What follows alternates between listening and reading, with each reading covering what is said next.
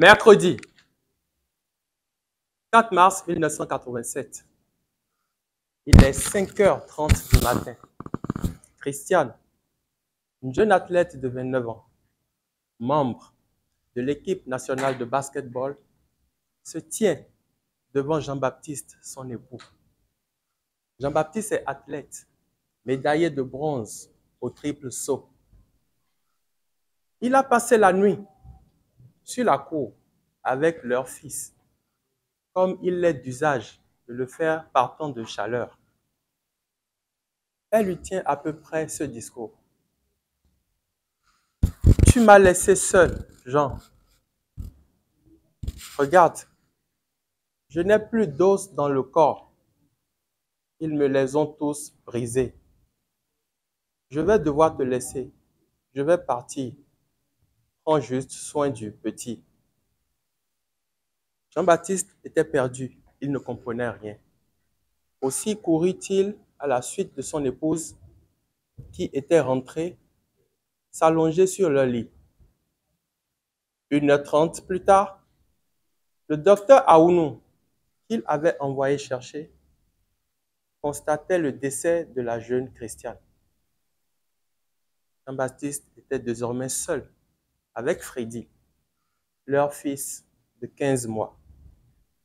Et ce discours aurait pu s'arrêter sur cette note tragique. Mais, et nous l'ayons dans. Je suis, et nous l'ayons, Jean-Brice, Christian, Freddy, Yao, en nouveau. Vous l'aurez constaté, j'ai beaucoup de prénoms. Je suis également un fils d'athlète.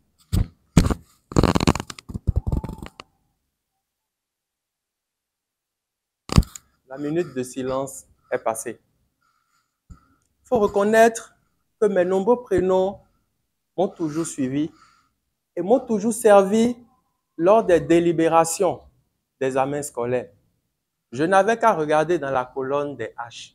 Le candidat aux 1001 prénoms était moi. Et son statut déterminait mon sort. Il faut dire que j'ai été un enfant plutôt gentil. Sauf quand j'ai dû marauder les belles mangues du CEG à Nanvier. Respect, capitaine Aguida. Ou quand j'ai dû dribbler ma grand-mère et nourrice Aïe pour aller suivre les films karaté dans les vidéoclubs de quartier. En ce qui concerne mes heures, mes nombreuses heures d'école buissonnière, non, je préfère qu'on ne parle plus de l'école primaire. Je dirais par contre qu'au secondaire, mes copies de rédaction étaient lues comme modèle. J'étais souvent le premier à recevoir mes feuilles de mathématiques. Les notes étaient souvent classées par ordre croissant. Je parle d'école, mais je parlerai aussi de legs. Parce que très tôt, mon père m'a appris de qui j'étais le fils. Les vertus de courage, de mansuétude et d'honneur ont forgé celui que je suis devenu. Ne vous y fiez pas, j'ai l'air gentil. Mais je ne marchande jamais l'honneur de mon nom et encore moins mes principes. De ma mère, j'ai hérité le sens de l'humour et la mansuétude. Mon père m'a transmis l'amour des mots. De temps en temps, des étoiles apparaissent dans nos vies. Amor était l'une de ces étoiles. C'est un ami qui, dès la classe de première, a su réveiller le poète en moi, avant de s'éteindre durant nos classes universitaires. Amor Resso, mon frère d'une autre mère, comment t'oublier? Je ne passerai pas sur mes heures universitaires ou sur mon temps à l'université. Par contre, je dirais que Dean, mon très discret ami, m'a permis d'éveiller l'étincelle qui me fit créer Win le miel, la marque de miel la plus stylée du Bénin.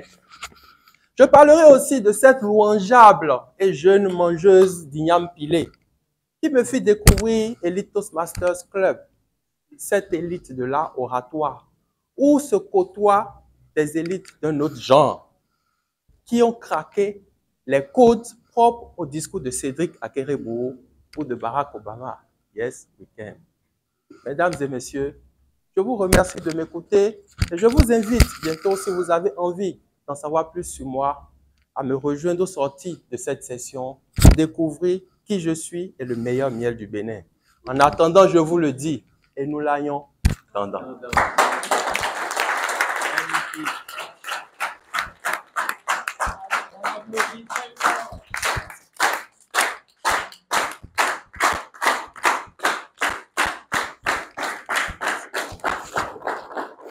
Toastmaster Jean-Brice, félicitations. Félicitations parce que ce soir, vous nous avez fait voyager. Et ce voyage a démarré ce 4 mars 1987 pour finir à ce jour 9 novembre 2023. Et si vous faites bien attention à la somme des chiffres composant ce jour, ça fait le chiffre 9, qui n'est rien d'autre que multiple du chiffre 3. Et dans le chiffre 3, je retrouvais Christiane, je retrouvais Jean-Baptiste et je retrouvais Jean-Brice, qui a su nous faire voyager à travers son histoire. Toastmaster Jean-Brice, au cours de votre prestation, j'ai vu que vous nous avez présenté un discours bien structuré, qui était l'un des objectifs que vous devez remplir ce soir. J'ai vu une aisance de très bonne facture. Et ça, je suis sincère quand je le dis. Vous aviez dit dans votre discours que vous étiez un poète. Je n'ai pas pris beaucoup de temps pour le découvrir. Et l'auditoire ne dira pas le contraire. Avec un esprit humoristique sans pareil, vous nous avez fait surfer. Vous avez une très belle verve, continuez de l'améliorer. En termes de ce que vous pouvez améliorer pour les prochaines fois, puisque c'est votre premier pas dans le mouvement Toastmaster, je vous recommande de pouvoir améliorer votre contact visuel. Il a été quelque peu vacillant et je ne dirais pas absent. L'utilisation de l'espace n'a pas été assez ressentie. Je vous demande que vos déplacements soient un peu plus concordants. Et il m'a manqué de l'émotion, surtout quand vous étiez en train de dire que Christiane est partie. Lorsque Dr Aounou a constaté que dans le corps de Christiane, il n'y avait plus de vie, j'ai manqué un peu d'émotion. Pour progresser, je vous recommande de répéter davantage votre discours, même en face d'une glace s'il le faut, pour pouvoir voir à peu près ce à quoi vous ressemblez. Mais au thème, je dirais, monsieur l'évaluateur général, qu'il a respecté la structuration du discours. J'ai pu détecter une introduction, un développement et une conclusion. Donc, premier objectif atteint. Et à travers son discours bris de glace, j'ai pu connaître davantage ou j'ai pu connaître, je dirais simplement, monsieur Jean-Brice, que je ne connaissais pas du tout. Et donc, les objectifs sont bien atteints et nous l'attendons impatiemment pour son deuxième discours. Merci, monsieur l'évaluateur général.